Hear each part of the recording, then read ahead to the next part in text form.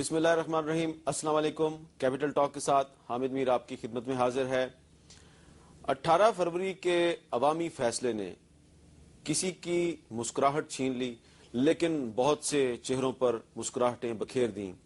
اب یہ خدشات جنم لے رہے ہیں کہ جن کی مسکراہٹیں عوامی فیصلے نے چھینی ہیں، کہیں وہ دوسروں کی مسکراہٹیں چھیننے کے منصوبے تو نہیں بنا رہے۔ اور یہ سوال بھی بہت اہم ہے کہ اگر قوم کو اب مسائل کے پریشر سے نہ نکالا گیا تو کہیں نئی اسمبلی اور جمہوریت انڈر پریشر نہ آ جائے۔ وہ کون سے مسائل ہیں جو نئی اسمبلی اور جمہوریت کو پریشر میں لا سکتے ہیں، وہ کون سے چیلنجز ہیں جن کو فوری طور پر حل کرنا ضروری ہے، اس پر آج ہم بات کریں گے۔ اور ہمارے ساتھ موجود ہیں جناب نبیل گبول صاحب، کسی تعارف کے محتاج نہیں، سندھ اسمبلی کے سابق ڈپٹی سپیکر ہیں اور لیاری سے قومی اسمبلی کے رکن بن کے آئے ہیں، پاکستان پیپلز پارٹی پارلیمنٹرین سے ان کا تعلق ہے۔ ان کے ساتھ ہمارے مہمان ہیں جناب اقبال محمد علی خان صاحب، پرانے پارلیمنٹرین ہیں، سابق فیڈرل منسٹر فار ہاؤسنگ ہیں، متحدہ قومی موومنٹ سے ان کا تعلق ہے۔ اور ان کے ساتھ ہمارے مہمان ہیں جناب خرم دستگیر خان صاحب، جو پہلی دفعہ رکن قومی اسمبلی بنے ہیں گجرانوالہ سے، اور ان کا تعلق مسلم لیگ نون کے ساتھ ہے۔ نبیل گبول صاحب، ہم دیکھ رہے ہیں 18 فروری کے بعد سے آپ کے چہرے پہ مسکراہٹ ہے، کہیں آپ کو کبھی ایسا خدشہ پیدا ہوا ہے کہ کہیں یہ مسکراہٹ چھن نہ جائے؟ دیکھیں جی، مسکراہٹ تو ایز سچ اس لیے بھی نہیں ہے کیونکہ ہم کافی غم زدہ ہیں، کیونکہ ہم نے یہ الیکشن جو ہے پہلی دفعہ اپنی قائد شہید محترمہ بے نظیر بھٹو کے بغیر لڑا ہے، اور انہوں نے اپنی جان کی قربانی دی ہے۔ اس وجہ سے ہمیں اتنی بڑی تعداد میں ووٹ ملے ہیں۔ میرے خود حلقے میں ریکارڈ ووٹ ملے ہیں، جو کہ 1970 سے لے کر اب تک کبھی بھی کسی کینڈیڈیٹ کو اتنا زیادہ ووٹ نہیں ملے لیاری سے۔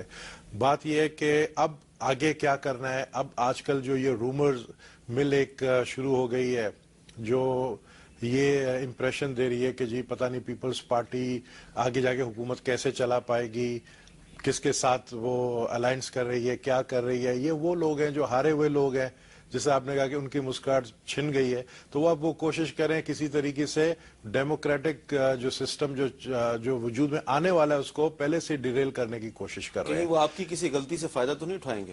دیکھیں جی، ہم تو کوشش یہ کر رہے ہیں کہ ہم سے غلطی نہ ہو، کیونکہ ہم نے آپ کو جیسے کہا نا کہ یہ الیکشن بہت بڑی قربانی دے کر لڑی ہے، اور ہم نے جو ہے ہم میجورٹی میں آئے ہیں، اور ہم نہیں سمجھتے کہ اب کوئی افورڈ کر سکے گا کہ وہ غلطی کرے۔ وقفے کے بعد کیپٹل ٹاک میں خوش آمدید۔ نبیل گبول صاحب، آپ نے اپنی گفتگو کے آغاز میں یہ فرمایا تھا کہ کچھ لوگ پیپلز پارٹی کے مستقبل کے بارے میں بے بنیاد افواہیں پھیلا رہے ہیں۔ اب سوال یہ پیدا ہوتا ہے کہ معاملہ صرف پیپلز پارٹی کا نہیں، بلکہ معاملہ تو پی ایم ایل این اور پیپلز پارٹی کی دوستی کا ہے، ان کے تعاون کا ہے۔ تو پہلے امین فہیم صاحب جو ہیں وہ کنٹروورشل بن جاتے ہیں with in the Peoples Party, اور اس کے بعد پھر خواجہ آصف صاحب جو پی ایم ایل این کے لیڈر ہیں وہ امین فہیم صاحب کے خلاف ایک بیان دے دیتے ہیں۔ تو یہ جو انسرٹینٹی ہے، غیر یقینی کی فضا ہے، یہ تو خود آپ کے اپنے رویوں سے جنم لے رہا ہے۔ دیکھیں، بات یہ ہے کہ یہ جو کنٹروورشل فگر آپ نے کہا امین فہیم صاحب کا، ایسی بات نہیں ہے۔ امین فہیم پاکستان پیپلز پارٹی کے سینئر وائس چیئرمین ہیں۔ کنٹروورشل بنایا گیا ان کو، کنٹروورشل ان لوگوں نے بنایا جنہوں نے ان کے خلاف یہ سٹیٹمنٹ دی ہے۔ آئی تھنک پاکستان پیپلز پارٹی کا اگر کوئی اپنا انٹرنل میٹر ہو، اس کو دوسری کوئی جماعت کا لیڈر کو یہ حق نہیں پہنچتا ہے کہ وہ کسی کے بارے میں اس طرح کی سٹیٹمنٹ دیں۔